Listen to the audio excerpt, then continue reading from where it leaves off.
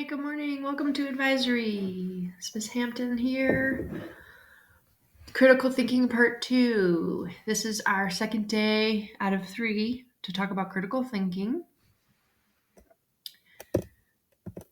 So we're talking I want to talk a little bit about the old world versus the new world, right? So a lot has changed in schools over the years, right? So when you think about this picture on the left, back in the old days, school used to believe that the best way for students to learn was in the lecture classes, right? So look at them all sitting there, staring at the front, all lined up in a way that they all facing the front of the room, right? Listening to their teacher lecture. So when the teacher would present a set of facts that they would just be required to memorize the facts, right? And then books were the only type of technology, right? Now we have computers, we have iPads, we have all these things, right? But back then it was just books, okay? And very few students went to college. Back then, too, it was more men than women. So now when you look in this new picture and you see the very different way of learning, right? Students are now expected to learn in many different ways, and they're expected to ask their own questions, okay? Okay, so in the new world, when you look at this picture on the right, students are now expected to learn in many different ways, and they ask their own questions, right? We now are aware of all of the different ways of learning, right? We have visual learning, audio learning, kinesthetic, right? I just found out that I was more of a kinesthetic learner, which I didn't know before, which that means that I learn from doing.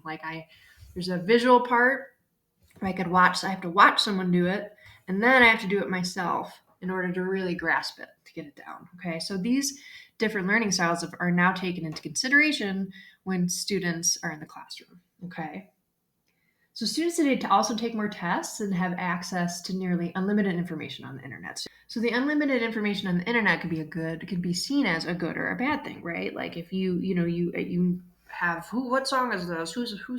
What artist is this playing the song I'm hearing right now? You can Google it or Shazam it or whatever that thing is, where you can find out immediately what the name of the song is that you want to know, right? But on the other side of that is a lot of overwhelming amount of information where you don't know. I mean, the downside of having overwhelming amounts of information is that you can find anything to fit the narrative that you already have, right? So if you already have an opinion, and it might just be an opinion, it doesn't have any factual evidence to support your opinion, but you can find articles to support any opinion online, right? So that's almost can be a little problematic when you're trying to find something real and honest and scientifically sound, right? Okay, so that is a big difference between the old world and the new world in schools. Is before everybody was forced to learn in one way, right? You stare at the teacher, you listen to them go on and on and on and on for the entire class period, and you're expected to memorize and to keep notes and keep and that was the only delivery of the content, right? So now we have all these new ways of learning that are helpful to incorporate all of these different to make sure that everybody is learning at the pace that they should be learning, and they're giving those opportunities to all students. Okay, so that was in schools, but what about the workplace? Okay, so the old world, people were trained for one job and they stayed in that job for their entire career. The majority of the jobs back then were the factories. Okay. And then when you look at that new picture of the new world, the job market is rapidly changing. So many of the best jobs in 2014 didn't even exist in 2004. Okay. 10 years ago.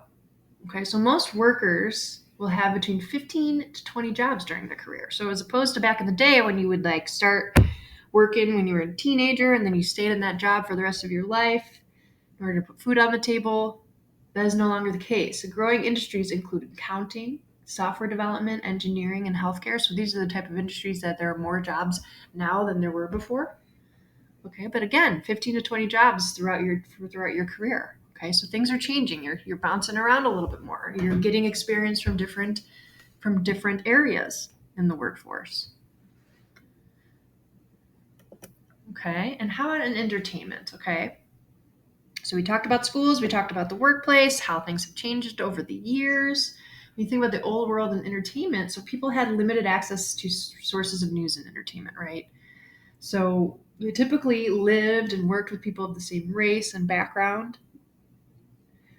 Now, with nearly unlimited access to news, culture, and things from around the world, right? Talked about the internet access before and how we can have all that information at our fingertips. The youth today process far more information than past generations. So, social media allows the most ethnically diverse American generation to become the most socially connected generation as well.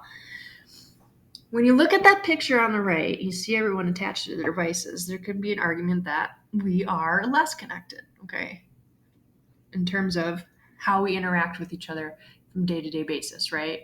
You might be able to connect with somebody across the country or in a different country through the social media.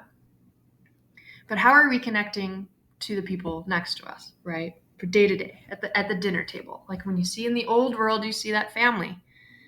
They're all huddled around, probably having good conversation. There's no devices in the way. You look at the picture on the right, they're all together, but are they together? This is something that's changed a lot, but there's good and bad that comes with all of it, right? But that is of the access to entertainment that we have now is unlike any other generation before us. So, with those examples, I just want you to take a minute and write in your journal some ways that we have advanced as a society when it comes to critical thinking. So these things are possible because of the ways we started to look at things, right? Back in the day, when our classrooms were all our students were expected to learn the same way. That's changed, right? So as a society over the years, we've been able to recognize that not everybody learns the same way and that we have to accommodate that in the classroom. Okay, so that's an example. Okay, but what about some other examples of how we've advanced as a society when it comes to how we think? Okay, so to succeed in today's more complex world, you can't just rely on 2D thinking, right? You need to use critical thinking and 3D thinking so that you could do well on more difficult tests. So many schools give students today, right? In order to relate to people from many diverse backgrounds, okay, and to prepare to succeed in college in the 21st century, okay. So these are ways in which if we use 3D thinking, these things we'd benefit in these ways, right? I want you to think of something that how we've already advanced as a society, okay? Just write it down in your journal. If you want to talk to the person next to you about their perspective, it'd be helpful as well.